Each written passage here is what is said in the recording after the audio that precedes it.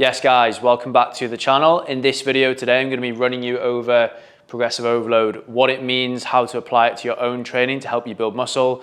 If you're new here and new to the channel, my name's Joe. I own an online coaching platform called Athletic Aesthetic, and we specialize in helping professionals manage their routine, drop body fat, and build muscle. Okay, so what actually is progressive overload? You probably heard this term. It's thrown around a lot on Instagram and YouTube, but essentially I would define it as a gradual increase in weight, frequency, or reps in your strength training routine. To simplify that down, it basically means doing more each week and essentially getting better at your training. It's incredibly important if you want to build lean muscle. Most of the people watching these videos on the channel want to improve their physique and they want to build lean muscle mass. So in order to do that, you need to understand progressive overload and how to apply it to your own training. So why do we actually need progressive overload? Three main reasons: to avoid plateau. Speak to so many people on consultation calls, and when you get into depth in terms of what they've been doing for training over the last few years, a big thing that comes up is they're just not getting stronger. They're going into the gym, they're lifting the same weight. Some of them even don't even know what weights they've been lifting. The next thing would be a reason to change. Like, you have to give your body a reason to change. If you go into the gym, going back to what I was saying before, and just lift up the same dumbbells each week, do the same amount of reps, why would your body change? Your body needs to want to change. If you progressively overload over time, like we'll get onto in a second in more depth, and you lift heavier weights and you do more reps, you're applying a stimulus to your muscle, you're breaking down the muscle, and then it's going to want to grow back bigger and stronger. Lastly, motivation. If you go into the gym and you're doing exactly the same routine and you're not seeing your numbers go up, it can be quite unfulfilling. You'll probably get bored of your training, and that in turn will probably lead to you actually putting in less effort in the gym, which means you're definitely not going to be getting stronger. So a big part of it as well is motivation. When you see your numbers go up each week and you're doing more reps, it's incredibly motivating and you'll enjoy the process. And a big part of getting good results long term is enjoying your training and being consistent with it. So those are three things. It's to avoid plateau, it's to give your body a reason to change and adapt and grow bigger and stronger, and also it's to keep you motivated, which is a really important part of getting in shape. So before I go through the different types of progressive overload, I wanted to touch on experience level. So essentially, the more experience you get, the longer that you've been going to the gym, the harder generally it's going to be to progressively overload. So I've been strength training for almost 15 years now. In my first 6 to 12 months of training, I would go into the gym every single week. I'd be lifting heavier weights. I'd be increasing my reps by probably 3 to 4 every single week, and literally just seeing my physique and my body change so much. As I say, the more experience you get, the lesser, there's going to be less propensity and potential to progressively overload. So that's why it becomes even more important as you get more experience to be very meticulous with tracking your lifts, knowing exactly where you're at. You may even want to consider as well taking videos of your form so you know how you can improve that over time, which we'll get onto in a second.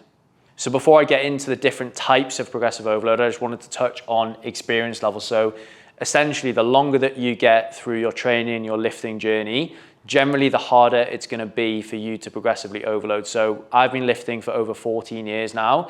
In my first 6 months, pretty much every time I went to the gym, every single week I was getting significantly stronger, increasing the weight on the bar and the dumbbells and adding reps. As you progress through your journey, your potential to progressively overload is going to be less, but you still definitely can. And it means that tracking your lifts, writing down the exact weights and the reps that you're doing becomes more important. And you may even want to consider actually taking videos of yourself doing movements so that you can see where you need to progress, which we'll go on to in a second. So the first simple form of progressive overload would simply be increasing the amount of reps that you're doing. So let's say you're doing a movement, incline dumbbell bench press, and the prescribed rep range is 3 sets of 8 to 10. You might start out by lifting a weight for 3 sets of 8, let's say 45 pounds for 3 sets of 8. The next week you might get 3 sets of 9, then the week after that you might get 3 sets of 10. You might have some weeks where on the first set you do 10 reps and then you're only able to get 9 on the second set and then maybe 8. Essentially, you want to move all the way up from 3 sets of 8 to 3 sets of 10. And as you can see, if you were to do that, there's an extra 6 reps across those 3 sets. So that's a massive increase in volume over time. And again, you know, that might take you a month to achieve. It might take you 3 or 4 weeks, but that's what you're doing there. You're increasing the volume by 6 reps to get down to there. And then after you've done that, you would then increase the weight, which is the next thing. You're obviously not always going to be working in rep ranges of 8 to 10. It might be 8 to 12. It might be higher reps, lower reps. But that's just a good example of the first thing that you need to do. is focus on maxing out the upper end of the rep range, which in this case would be 3 by 10, and then you would graduate and then you'd increase the weight.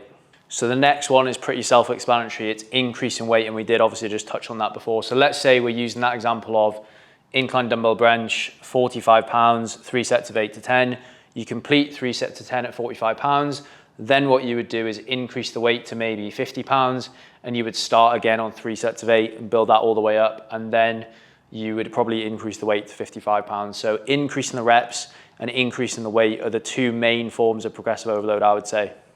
So the next form of progressive overload, and I think a lot of people don't consider this one, is tempo. Now, generally, if we take our program, for example, with our clients, we'll generally advise that most of the movements that the clients do would be using a 3 or a 2 second eccentric tempo. So for example, with a dumbbell bench, we'd be taking between 2 to 3 seconds on the way down.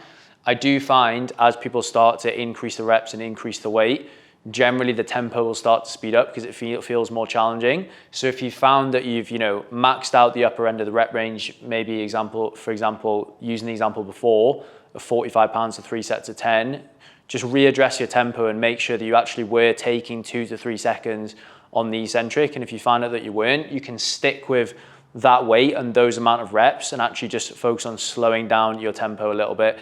And a good way to assess your form there is to take videos and actually count how long you were taking for the eccentric. So yeah, tempo is a big one, and we never want to be sacrificing your tempo and your form at the expense of weight. And then the last one, which is fairly similar to tempo, they kind of go together, is actually just addressing the quality of your form, because if you're just throwing around weight, you're not going to get a good mind-muscle connection.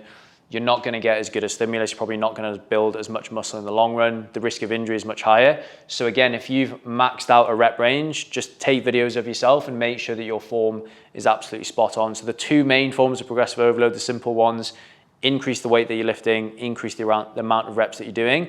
And the next two kind of go together. Always readdress your form and your tempo to make sure that you're doing the movements properly and getting the most out of them. So in an ideal world, obviously we want to be progressing every single week, doing more reps, lifting more weight, but there are going to be some times where you're unable to do that. So just a few things to consider. When do you potentially want to hold back from trying to push more and progressively overload? So first would be injury, and this would obviously really depend on the extent of the injury. If you've got, a lower back injury, maybe you've got that doing deadlifts or something like that, you're not even going to be able to maintain the numbers that you were doing before the injury. It's probably going to make it worse. So in that case, you probably actually want to regress the movement that you're doing and consider changing the training program. Illness, I think it really depends on how bad the illness is. If it's more than, a 3 or a 4 out of 10, then you're bedbound, then obviously don't go to the gym and take a few days off and try and recover. If you've just got, some mild flu symptoms, I would definitely recommend still going to the gym, because it's just about keeping that routine up. But consider dropping your weight by probably 10 to 15% in the gym. It means you can get everything done, you can maintain all your muscle and your progress, but you're not going to overly tax the nervous system, because if you do and you try and overload, you will probably put yourself back and you'll find that you'll probably end up being ill for longer. Similar comment to sleep. If you're just feeling a little bit groggy, I think just go to the gym and get it done anyway. Have some extra caffeine and push through. But if you're severely sleep deprived, maybe you've had a flight or something like that, you're jet lagged, and let's say you've gotten less than 5.5 hours of sleep, I think similar advice to illness, just reduce the weight by 10 to 15, maybe even 20%, and just still get your sessions done. Last one is stress. And again, it's kind of similar to all this. If you're highly stressed one week and you're finding that your recovery is suffering, the advice that we would give to our clients, because again, it's all about just keeping up with the program and keeping that momentum and not falling off. Still go and do your sessions, but just adapt the training.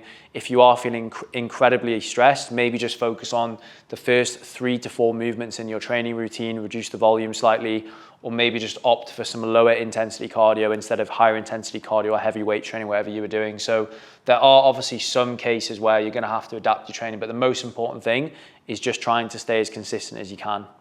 Now, the final thing to consider with your progressive overload is the phase that you're in terms of body composition. So we work with clients who are lean gaining, trying to build muscle, so they're in a calorie surplus. And obviously we work with a lot of clients as well that are trying to lose body fat, so they're in a calorie deficit. Now, I really believe that you can still progressively overload, or you should be able to progressively overload in both of these phases.